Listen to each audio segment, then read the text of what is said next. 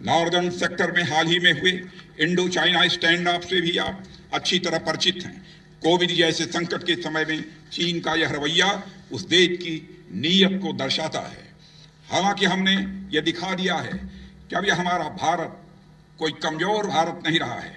यह एक नया भारत है जो किसी भी तरह के ट्रांसग्रेशन, एग्रेशन या सीमाओं पर किसी तरह के यूनिलैटरल एक्शन का माकूल और मुकम्मल जवाब देने की कुव्वत रखता है। हमारे द्वारा उठाए गए कदमों की प्रशंसा और समर्थन कई बड़े देशों द्वारा भी हुई है। आप सब भी इससे अवगत होंगे।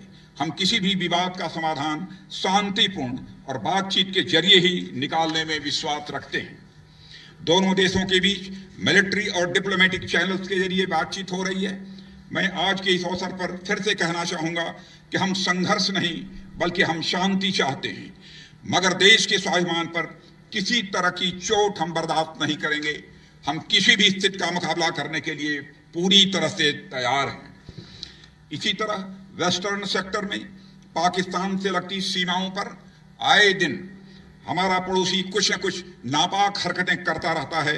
एक नहीं बल्कि 4 युद्धों में मात खाने के बाद भी हमारा पड़ोसी पाकिस्तान आतंकवाद के जरिए एक प्रॉक्सी वार लड़ रहा है।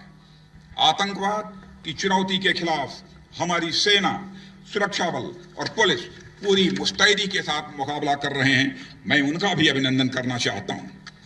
अब तो भारत आतंकवादियों के खिलाफ देश के भीतर ही नहीं बल्कि सीमा पर ही, सीमा पार जाकर भी प्रभावी कार्रवाई कर रहा है।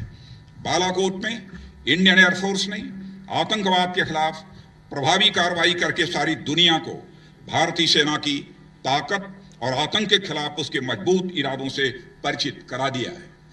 साथियों, अब युद्ध के तरीके लगातार बदल रहे हैं और हमें उसी के हिसाब से खुद को ढालना आवश्यक होगा। आज देश के सामने चुनौती केवल सरहदों या समंदर के रास्ते ही नहीं बल्कि स्पेस और साइबर स्पेस के रास्ते भी आ सकती है। और मैं मानता हूं कि आने वाले दिनों में डिफेंस केवल जल, थल, वायु की रक्षा तक ही सीमित नहीं रहेगा। यह एक ऐसा डायनेमिक चैलेंज होगा जिसके लिए हमें आने वाले दिनों में खुद को तैयार करना होगा। इसलिए अपने आप को लगातार अपडेट रखना आज के समय की जरूरत है। आने वाले संघर्षों में और बेहतर करने के लिए आपके अंदर एक सोल्जर ही नहीं, एक स्कॉलर का भी होना यह जरूरी है।